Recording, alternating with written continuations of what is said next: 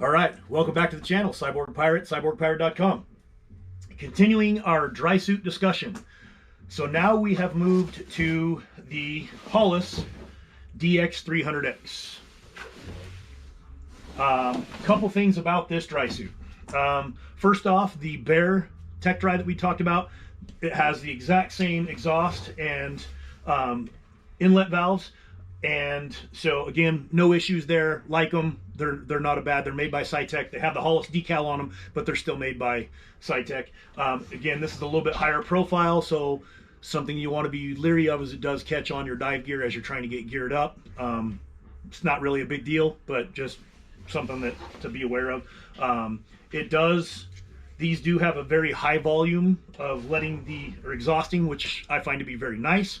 The low profile, it's lower profile, but it doesn't exhaust quite as quickly. So just here, there, whatever else. The Hollis Drysuit, these are a great suit for what you get. They don't come with a duffel bag, so you're going to have to buy one. That's just the way it comes. They don't have a made to measure, so you have to buy it off the shelf. And we've already talked about how my opinion on made to measure versus off the shelf. If you can wait a couple of weeks to get the made to measure suit, get the made to measure suit, which is what's going to move into talking about this one. I bought this suit because I was waiting for a made to measure suit, and I had to send off my tech dry to have the wrist seals and neck seals replaced because I was ill-advised on how to do that.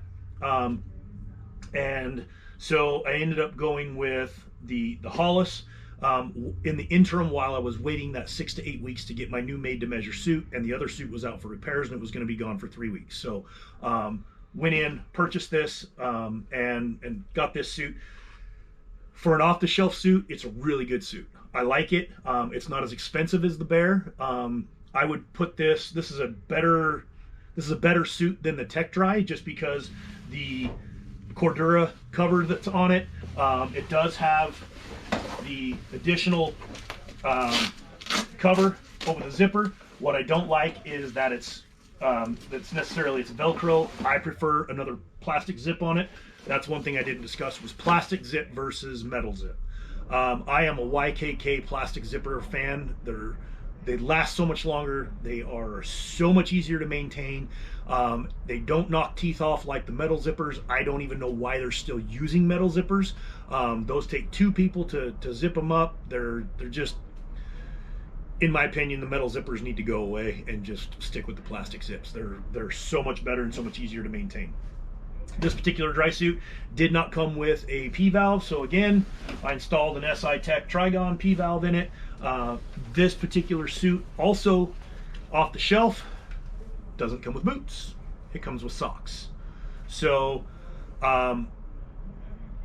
again, I am not a shore diver. I don't walk in the rocks. I don't walk in the, on the shore, and so having these with an extra pair of boots that you have to lug with you, it's one more item to forget. It's shoelaces to get tangled up in. I am not a fan of the socks, and that's the reason being. Now, again, if you're a shore diver and that's where you spend most of your dives, by all means, please get the socks and a set of rock boots, or Chuck Taylors. They're so much easier to deal with when you're dealing with the rugged terrain, and the softer integrated boots, you feel every rock as you're walking on them. So I'll just leave that at there. Hollis already comes with a thigh pocket. They're a good thigh pocket.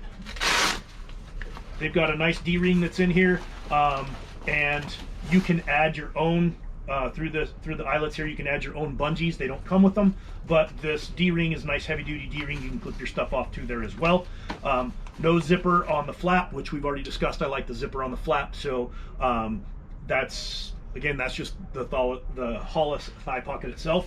It does have some reflective tape on it. I myself am not a fan of reflective tape, but it is what it is. Now, this particular suit, I do have the silicone in right now, and these happen to be a very nice user replaceable. These are the oval SI Tech user replaceable seals. I do like them. One thing I don't like about the Hollis setup is there is not a neoprene dam around the neck here. It's just exposed. So the point being is, when you're on longer dives, again, what I consider a longer dive is 2 to 4 hours, and that's a lot of times what rebreather divers and big tech dives, open circuit, are also doing.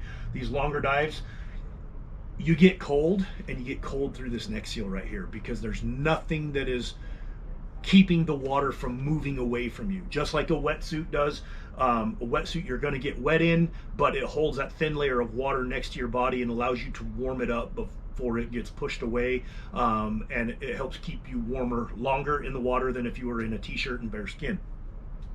Same type of idea here, having a neoprene dam over the neck seal, it makes it so that your neck stays warmer longer. The water's still going to move, but it doesn't move as fast, and whisk away that heat from your neck and that upper clavicle area there.